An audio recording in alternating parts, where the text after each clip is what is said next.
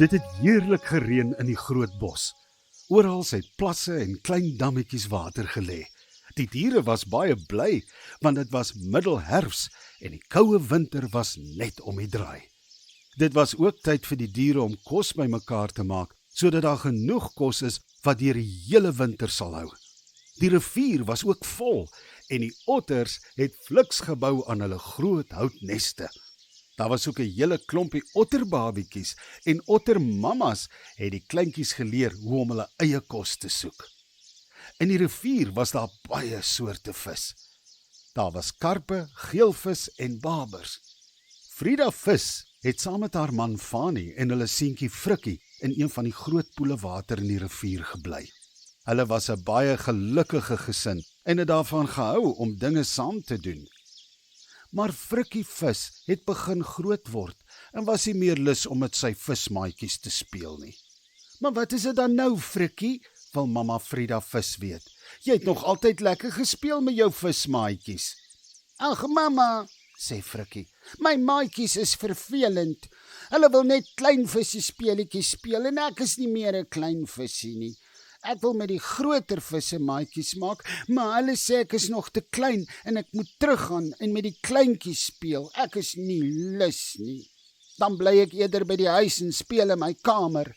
Ou Frikkie se lip hang sommer so lank. "Ag nee, Frikkie. Kyk nie daardie lip. 'n Mens kan 'n skoen met hom oortrek. Kom ek gee vir jou iets lekkers om te drink en dan gaan swem jy so bietjie buite in die rivier. Ek is seker, voor jy weer terug is by die huis, gaan jy sommer 'n goeie nuwe maatjie maak," sê mamma Frida. "Goed, mamma," sê Frikkie en drink die glasie biesiesap wat sy mamma vir hom ingegooi het.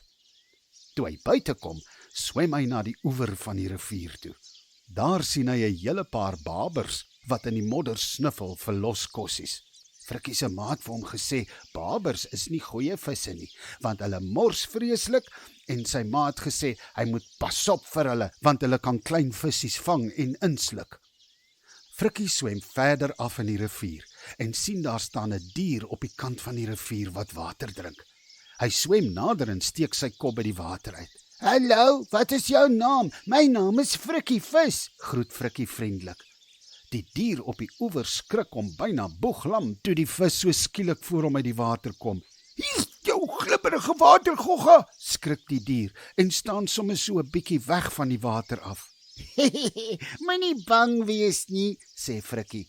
"Ek kan jou nie seermaak nie. Ek is net 'n visie en ek bly in een van die onderste poele saam met my mamma en pappa." "O," sê die dier en kom weer nader. "My naam is Wolly. Ek is 'n wolf en my pa en ma se seun." "O, hallo Wolly. Dit is lekker om jou te ontmoet. Sê my, is jy 'n gevaarlike dier?" wil Frikkie vis weet. Ek weet nie. Ek dink nie so nie. As ek is ek nog te klein om dit te weet. My ma en pa het nog nooit vir my gesê ek is gevaarlik nie." sê Wolly en lag verlee. "Ek is ook nog klein, maar ek is nie meer so klein nie. Die ander klein visies is vervelend. Hulle wil net baba visie speletjies speel. Ek begin nou 'n groot vis word, so ek wil nie meer klein visie speletjies speel nie.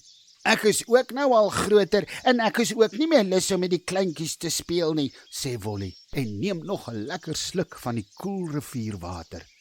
"Kan ons maatjies wees?" vra Frikkie vis opgewonde. "Ja, dit sou nogal lekker wees," antwoord Wolly opgewonde. "Kom, spring in die water, dan kan ons lekker soek vir goggas tussen die klippe. Hier's baie in die rivier," nooi Frikkie vir Wolly. "Nou ja toe," roep Wolly opgewonde en spring met een sprong binne in die rivier. "Jy!" roep Frikkie opgewonde en duik onder die water in. Wolly kyk om hom rond en probeer kyk waar Frikkie is, maar hy sien hom nêrens nie. Frikkie, waar is jy? Ek sien jou dan nêrens nie." Wolly probeer staan, maar sy voete kom nie by die grond nie. Nou begin hy regtig benoud raak, want hy kan nie swem nie. Net toe steek Frikkie vis weer sy kop by die water uit. "Is alles reg, Wolly? Hoekom swem jy nie saam met my nie? Duik net onder die water in. Jy sal sien, dis baie maklik," nooi Frikkie weer vriendelik. "Kom, ek wag vir jou." Wolly neem 'n groot asem en duik onder die water in. Maar dit is nie lank nie, toe kom hy weer op. Hy hoes en hoes en hoes. Hy hoes so baie, dat die water sommer by sy mond uitkom. Wolly spartel en probeer kop bo water hou. Ek kan nie onder die water asemhaal nie. Ek kan ook nie op die grond staan nie. Help my asseblief om uit die water te kom, roep Wolly benoud. Ag, Wolly, dis nou sleg.